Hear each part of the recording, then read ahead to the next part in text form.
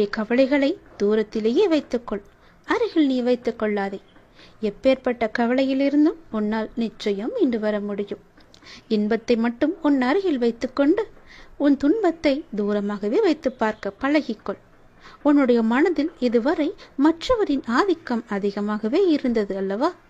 இனி உன்னுடைய ஆதிக்கம் ஆரம்பமாக போகிறது.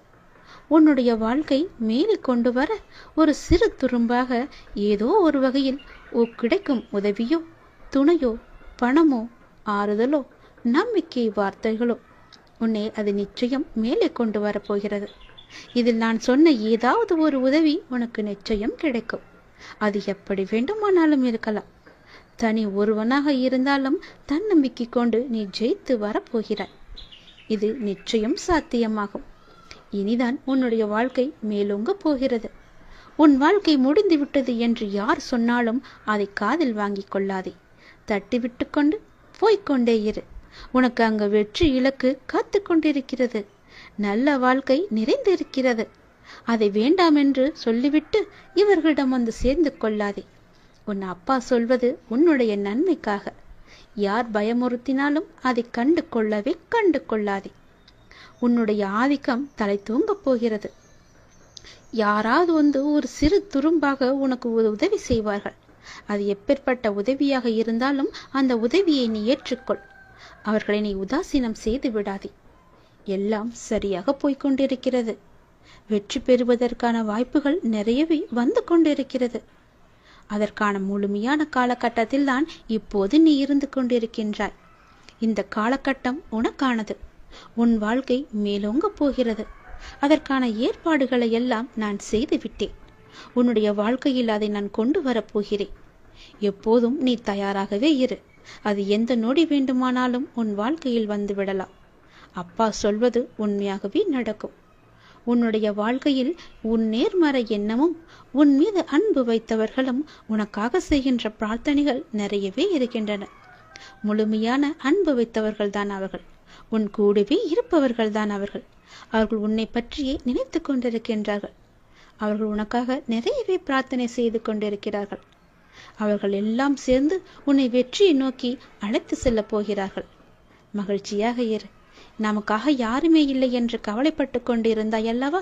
உன்னுடைய அன்பான உறவு, உன்னை சுற்றியுள்ள அன்பான உறவுகள் எல்லாம் உனக்காகவே இருக்கின்றன. பொய் உறவை நம்பி உண்மையான அன்பை நீ தொலைத்து விடாதே. உன்னை வெற்றி பெறுவதற்கான காலகட்டம் இது. யாரையும் எளிதில் நம்பவும் கூடாது, யாரையும் எளிதில் நம்பாமல் இருக்கவும் கூடாது. நீதான் அறிந்து புரிந்து நடந்து கொள்ள வேண்டும். உன் அப்பாவின் உண்மையான அன்பை நீ புரிந்து கொண்டாய் அல்லவா? அது போலவே மற்றவர்கள் அன்பையும் புரிந்து கொள். சிலர் உன்னிடம் முகமூடி போட்டுக்கொண்டு பழகலாம். அந்த முகமூடியை நீ யார் என்று தெரிந்து கொண்டு நீ உண்மையான அன்பு வைக்க வேண்டுமா என்று யோசித்து பிறகு நீ செய். என் பிள்ளையான உனக்கு தேவையானதை என்னிடம் மட்டுமே நீ கேள். அதை உன்னிடம் நான் கொண்டு வந்து சேர்ப்பேன். எங்கும் எப்போதும் எவரிடமும் நீ கெஞ்சக்கூடாது. உன்னை கெஞ்சும்படி நான் வைக்கவும் மாட்டேன். உன் தேவைக்காக எல்லாவற்றையுமே நான் செய்து தருகிறேன். உன்னுடைய வாழ்க்கையில் தேவை என்பது இல்லாத அளவுக்கு பல நல்லதுகளை நான் கொண்டு வந்து சேர்க்கிறேன்.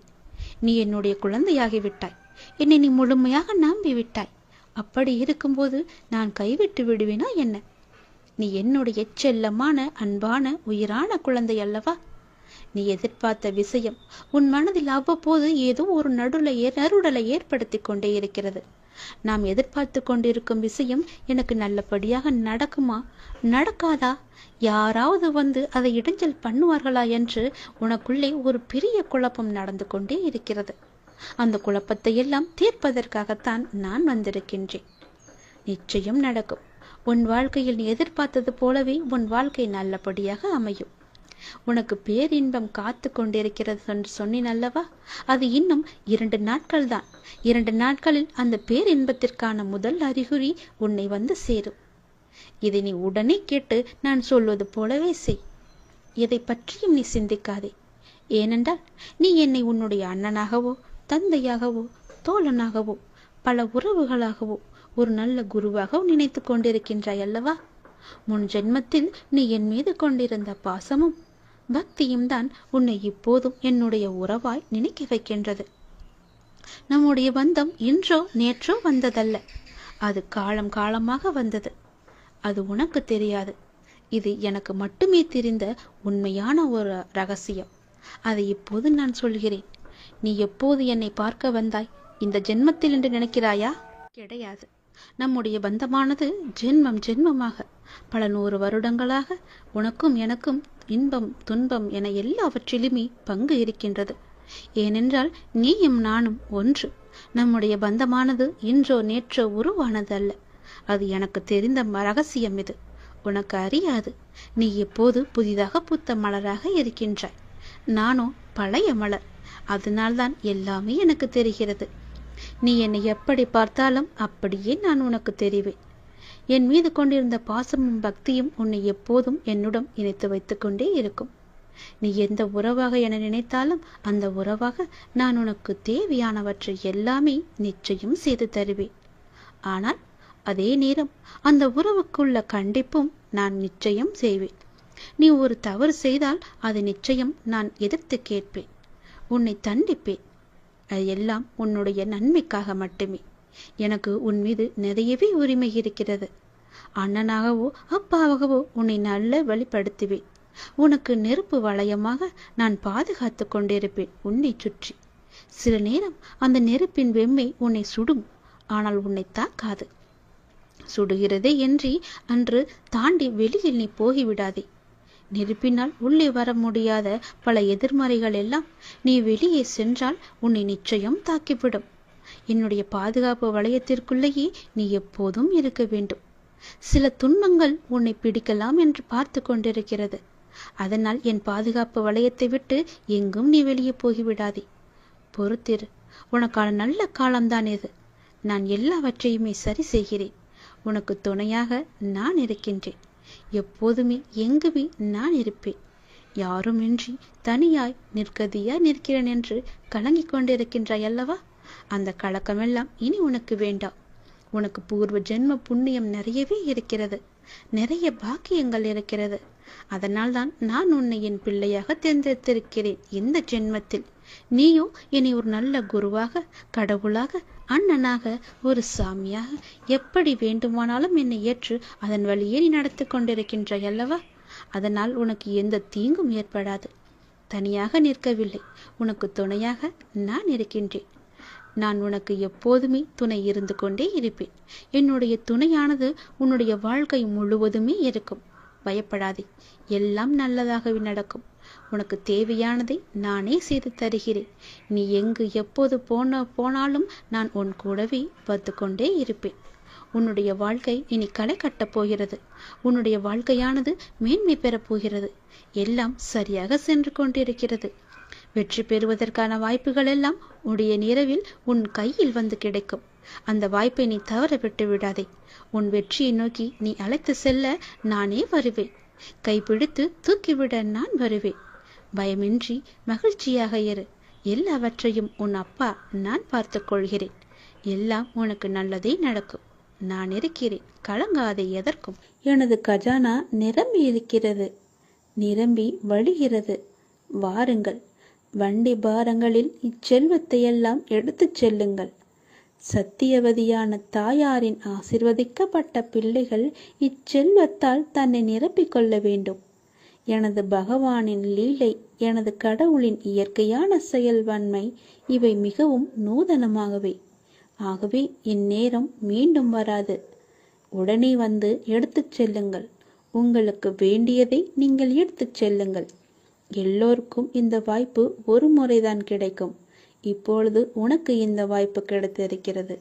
சீக்கிரமாகவே என்னை வந்து பார்த்துவிட்டு என் கஜானாவிலிருந்து எல்லாவற்றையுமே எடுத்துக்கொள். உனக்காகத்தான் இதை நான் வைத்திருக்கிறேன். நீ இப்போது எவ்வளவு கஷ்டத்தில் இருக்கிறாய் என்று எனக்கு தெரியும். எத்தனை பிரச்சனைகளை சமாளித்து கொண்டிருக்கிறாய் என்றும் எனக்கு தெரியும். உனக்கு இப்போது தேவை பணம். உன்னுடைய பிரச்சனைகளை முடிக்க தேவை பணம். உன்னுடைய கடன் பிரச்சனைகளை எல்லாமே முடிப்பதற்கு உனக்கு பணம் தேவை. அந்த பணத்தை தான் என்னுடைய கஜானாவில் நான் வைத்திருக்கிறேன். உனக்கு எவ்வளவு வேண்டுமோ அதை வந்து என்னை பார்த்துவிட்டு நீ எடுத்துக்கொள். உன்னுடைய துன்பங்களை எல்லாவற்றையுமே போக்குவதற்காகத்தான் நான் இப்போது எனது கஜானா பெட்டியை திறந்து வைத்திருக்கிறேன். யாருக்கும் இந்த வாய்ப்பு கிடையாது. நீ படும் துன்பத்தை கண்டு என்னால் சகிக்க முடியவில்லை. அவ்வளவு வலியும் வேதனையுமாக எனக்கு இருக்கிறது. ஏன் என் பிள்ளை இவ்வளவு கஷ்டப்பட வேண்டும்? நான் வைத்துக்கொண்டு என்ன செய்ய போகிறேன்? என்னுடையது எல்லாமே என்னுடைய பிள்ளைக்கு தானே. என்னுடைய பிள்ளையின் நலன் மட்டுமே எனக்கு வேண்டும். நீ சீக்கிரமாக வா, என்னை வந்து பார். பார்த்துவிட்டு எனது கஜானாவில் இருக்கும் செல்வங்களையெல்லாம் எடுத்துக்கொண்டு செல். உன்னுடைய பிரச்சனைகளையெல்லாம் நீயே தீர்த்து கொள்வாய். எல்லாவற்றையுமே நான் உனக்கு தருகிறேன். என் ஆசீர்வாதம் முழுவதுமாக நான் உனக்கு தருகிறேன். எல்லாமே வெகு விரைவாகவே மாறப்போகிறது. உன் கஷ்டங்கள் எல்லாமே முடியப் போகிறது. உன் துன்பங்கள் எல்லாமே முடியப் போகிறது. உன் துயரங்கள் எல்லாமே விலகப் போகிறது. கடன் பிரச்சனைகள் எல்லாமே உன்னை விட்டு முழுவதுமாகவே நீங்கிவிடும். நீ என்னை வந்து பார்த்தால் மட்டுமே இது எல்லாம் நடக்கும். ஒரு முறையாவது, ஒரே ஒரு முறையாவது நீ என்னை வந்து பார்த்துவிட்டு செல்.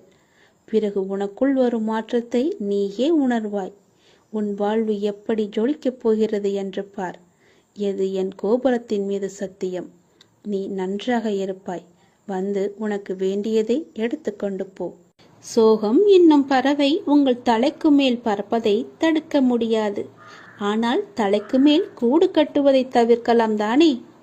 யாரும் உன்னை குறை கூறினால் அது உண்மையாயின் திரித்துக்கொள். பொய்யாயின் அதை நகைத்து விடு. வீழ்வது வெட்கமல்ல, ஆனால் வீழ்ந்து கிடப்பதுதான் வெட்கம். புரிகிறதா? வீழ்ந்து கிடப்பதுதான் வெட்கம். வீழ்ந்தால் உடனே எழுந்துவிடு. நீ நகைத்து அவர்களுக்கு முன் நகைத்துப்பார். அவர்களே தலை தெறிக்க ஓடிவிடுவார்கள். பேருந்து பயணத்தில் நடத்துனர் கொடுக்க வேண்டிய மீது சில்லறைக்காக முழு பயணத்தையும் நாம் ரசிக்க மறக்கிறோம். அப்படிதான் வாழ்க்கையிலும் சில சில்லறை பிரச்சனைக்காக முழு வாழ்க்கையுமே நாம் ரசித்து வாழ மறந்து விடுகிறோம். ஆகவே விழிப்புணர்வுடன் எது வாழ்விற்கு உகந்தது, எது உகந்ததல்ல என்பதில் கவனத்துடன் இருந்தால் இலக்கை நோக்கி அடைவது மிக மிக எளிது.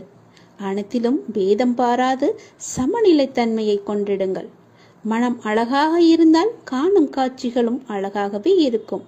ஆகவே மனதில் குப்பையான கீழான எண்ணங்களை ஒருபோதும் சேர்க்காதே. மனதில் நல்ல நேர்மையான எண்ணங்களை விதையுங்கள். நல்லது நடக்கும். எப்போதும் உண்மையை பேச கற்றுக்கொள்ளுங்கள். உண்மைக்கு நிகர் உண்மை மட்டும்தான். பொய் ரொம்ப நாட்கள் வாழாது. சீக்கிரமாகவே மடிந்துவிடும். ஆரம்பத்தில் சற்று சிரமமாகத்தான் இருக்கும். பழகிவிட்டால் பொய் சொல்லவே நமக்கு கூச்சமாக இருக்கும். உண்மைக்கு மிக வலிமையான சக்தி இருக்கிறது. அது சத்தியமானது, வலிமையானது. இறைவனுக்கு இறங்கி வருவார். நாம் வாழ்கின்ற வாழ்வில் அறமாகிய உண்மை இருந்தால் அந்த இறைவனை நம்மை தேடி தானாக இறங்கி வருவார். வாழ்கின்ற வாழ்வில் அறமாகிய உண்மை இருந்தால், அறமாகிய உண்மை இருந்தால் மட்டுமே இறைவன் நம்முடன் கலந்து விடுவார். ஆகவே உண்மை, நேர்மை, சத்தியத்தை எல்லாம் கடைபிடித்து வாழுங்கள். நீங்கள் வாழ்வதில் உயர்வது சின்னம். உங்கள் வாழ்வை யாராலுமே எதுவுமே செய்ய முடியாது. உண்மைக்கு அழிவே கிடையாது. அதை முதலில் தெரிந்து கொள்ளுங்கள். உண்மை சொல்லுவதால் என்ன ஆகிவிடப் போகிறது? ஒரு பொய்யை சொல்லி காலம் முழுவதும் குற்ற உணர்ச்சியுடன் இருப்பதற்கு பதிலாக ஒரு உண்மையை சொல்லி நிம்மதியாக வாழ்ந்து விடலாம். அந்த உண்மைக்கு அவ்வளவு நிம்மதியை தரும் சக்தி இருக்கிறது. அதை நீ மறந்து விடாதே. பொய்யை சொல்லி இன்று தப்பித்து விடலாம். நாளை நிச்சயமாகவே காலம் காட்டிக் கொடுக்கும். அதனால் உண்மையாகவே இருங்கள். நாக்கில் வருவது எப்போதுமே உண்மையான பேச்சாக மட்டுமே இருக்கட்டும். நான் உங்களிடம் வருகிறேன். வாழ்வில் நடக்கும் இன்பத் துன்பங்களை உள்ளது உள்ளபடி ஏற்கும் மனப்பான்மையை முழுமையாக நீ வளர்த்துக்கொள். அப்படி நீ வளர்த்து கொண்டால் நீ என் நேரமும் கவலைகளாலும் விரக்தியாலும் மூழ்கியே இருக்க மாட்டாய்.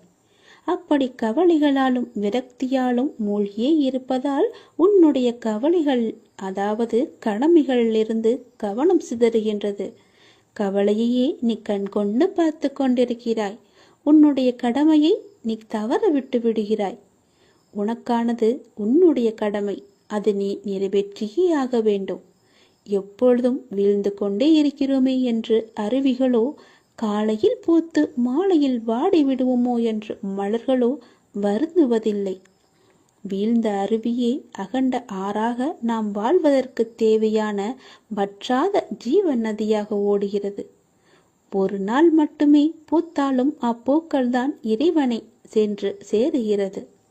எனவே நான் அடிக்கடி கூறுவது இங்கு எதுவும் நிரந்தரமில்லை என்று. அதை மட்டும் நீ மனதில் வைத்துக்கொள், மறந்து விடாதே. உனக்கு எது நடந்தாலும் எல்லாமே நன்மைக்கே என்று எடுத்துக்கொள். இவ்வுலகம் நம்மை எப்படி பார்க்குமோ என்று பயப்படாதே, வருந்தாதே. அவர்களுடைய பார்வை அப்படிதான். அதையெல்லாம் நீ பெரிதாக பார்த்தால் நீ வாழ முடியாது. இங்கு உள்ளவர்களின் பார்வைக்கு விளக்கம் அளிக்க முடியாது. சிலர் உன்னை திமிர் பிடித்தவர் என்று சொல்வார்கள், கெட்ட எண்ணம் உடையவர் என்றும் சொல்வார்கள். சிலர் உன்னை அற்புதமானவர் என்றும் சொல்வார்கள், அன்பானவர் என்றும் கூறுவார்கள். யார் எதை வேண்டுமானாலும் கூறினாலும் நீ உன் வாழ்வில் நேர்மையாகவும் உண்மையாகவும் இரு. உன்னுடைய உழைப்பு என்றுமே வீணாகாது. வாழ்க்கையில் முன்னேற வேண்டுமானால் உன்னை பற்றிய மற்றவர்களின் மதிப்பீடுகளில் இருந்து உன்னை நீ மேம்படுத்த தேவையானதை மட்டுமே நீ எடுத்துக்கொள்ள வேண்டும். மற்றதையெல்லாம் காதில் வாங்காதே, உன்னுடைய கவனத்திற்கும் கொண்டு போகாதே, கவனத்தில் எடுத்துக்கொள்ளாதே. தேவையற்ற வீண் சொற்களை மனதில் இருந்து அழித்துவிடு. இப்பொழுதே, இந்த நொடியே அழித்துவிடு. அச்சொற்களை மனதில் தேக்கி வைத்து உன் வளர்ச்சிக்கு நீயே தடையாக இருக்காதே. கவலைப்படாதே, நான் இருக்கிறேன், உன்னோடு எப்போதுமே இருப்பேன். நீ நல்லதையே நினை, நேர்மையாக இரு, உண்மையாக இரு. உனக்கு நீ பயந்தவனாக இரு, கடவுளுக்கு பயந்தவனாக இரு. உன்னை நோக்கி எல்லாமே தானாக வரும். எதுவும் உன்னை விட்டு போகாதபடி நான் பார்த்து கொள்கிறேன். விடிந்த பின்பு நிலவு கண்ணுக்கு தெரிவதில்லை. அதுபோல சிலருக்கு உயர்ந்த பின்பு உதவியவர்கள் கண்ணுக்கு தெரிய மாட்டார்கள். புகழை மறந்தாலும் நீங்கள் பட்ட அவமானங்களை மறக்காதீர்கள். அது இன்னொரு முறை நீங்கள் அவமானப்படாமல் இருக்க உங்களுக்கு கை கொடுக்கும். நேர்மை மிக அரிது. அது உங்களிடம் இருந்தால் இழந்து விடாமல் இருங்கள். ஆயுளின் பெருமை ஆண்டுகளில் இல்லை, நீங்கள் வாழும் முறையில்தான் இருக்கிறது. அன்பும் இனிமையும் உள்ளத்தில் இருந்தால் வாழ்வில் எங்கும் எப்போதும் எதிலும் மன நிறைவடைவீர்கள். நீங்கள் நாம் ஒருபோதும் நம்மை உணர்வதில்லை. அடுத்தவரை திருத்துவதில் மிக கவனமாக இருக்கிறோம். மிக மிக குறைவானவற்றையே மனிதர்கள் அறிந்து வைத்திருக்கிறார்கள். பெரும்பாலானவர்கள் தங்களுக்கு அதிகம் தெரியும் என்று அடம்பிடிக்கிறார்கள். இந்த உலகத்தில் மிக பெரிய பிரச்சனை என்னவென்றால், தம்மை தாமே புரிந்து கொள்வதற்காக எதையும் கேட்பதில்லை. பிறருக்கு நாம் பதில் அளிப்பதற்காகத்தான் கேட்கிறார்கள். அவர்களுக்கு என்ன பதிலை சொல்லலாம் என்று யோசிக்கிறார்கள். எந்த நாள் உங்களுக்கு உங்களுடைய மதிப்பு தெரிய வருகிறதோ அன்று முதல் பிறருடைய பாராட்டிற்கும் அவமதிப்பிற்கும் எந்த ஒரு பேதமும் தெரிவதில்லை. நான் இப்பொழுது எங்கிருக்கிறேன், உம்மை எப்படி சந்திக்க வருவேன் என்றெல்லாம் நீ கேட்கலாம். ஆனாலும் நான் உனது இதயத்தில் நின்று கொண்டிருக்கிறேன். ஆகவே பிற பொருட்களின் மீது பிரயாசை ஏதுமின்றி நான் உன்னை சந்திக்க வருவேன். உன் மனதை எப்போதும் தூய்மையாக வைத்துக்கொள். நீயும் நானும் ஒன்றே என்று பார்க்க ஆரம்பித்து அப்பார்வையை விஸ்தாரப்படுத்தினால் உலகில் உள்ள அனைத்துமே உன் குருவாக தெரியும். நான் இல்லாத இடமாக எதுவுமே தெரியாது. ஆன்மீக பயிற்சியை தொடர்ந்து செய்து வந்தால் நான் எங்கும் வியாபித்திருக்கும் அனுபவம் உனக்கு கிட்டும். பின்னர் நீ என்னில் கலந்து விடுவாய். அந்நியம் என்றும் ஒன்று இல்லை என்ற உணர்வை நீ அனுபவிப்பாய். எந்த ஒரு மனிதன் அழிப்பதும் நெடுநாள் இருப்பதில்லை, அது முழுமையடைவதும் இல்லை. ஆனால் எனது கடவுள் அளிப்பதோ காலம் முடிவு பரியந்தம் நிலைத்திருக்கிறது. அவரின் வெகுமதியை வேறெந்த வெகுமதியுடன் ஒப்பிட முடியாது. எனது கடவுளே எடுத்துக்கொள் எடுத்துக்கொள் என்கிறார். ஆனால் எல்லோரும் என்னிடம் வந்து கொடு கொடு என்கிறார்கள். நான் கூறுவதன் பொருளை நீ உணர்ந்து கொண்டாயா? கடவுள் எல்லாவற்றையுமே எனக்கு கொடுத்திருக்கிறார். அவரிடமிருந்து நான் எல்லாவற்றையுமே வாங்கியிருக்கிறேன். ஆனால் என்னிடம் உள்ளவர்களோ எனக்கு கொடு என்று என் மீது பொறாமைப்படுகிறார்கள். அவர்களை எப்போதுமே தூரத்தில் வைத்துக்கொள் நீ. ஒருவர் தனது இறை பக்தியில் முழுமையும் வலிமையும் அடைந்த பின்னர் அவருக்கு பக்தியானது முத்திவிட்டது என கூறுவதும் வழமையே. எனவே முதிர்ச்சி அடைந்த நிலையே முக்தி என்று சொல்வார்கள். முதிர்ந்த பழம் முதிர்ந்துவிடும், முதிர்ந்த உயிர் இறந்துவிடும். எடுத்த காரியத்தை நீ பாதியில் விடாதே, செய்வதை திருந்தச் செய் என்ற உபதேசம் அனைவருக்குமே பொருந்தும்.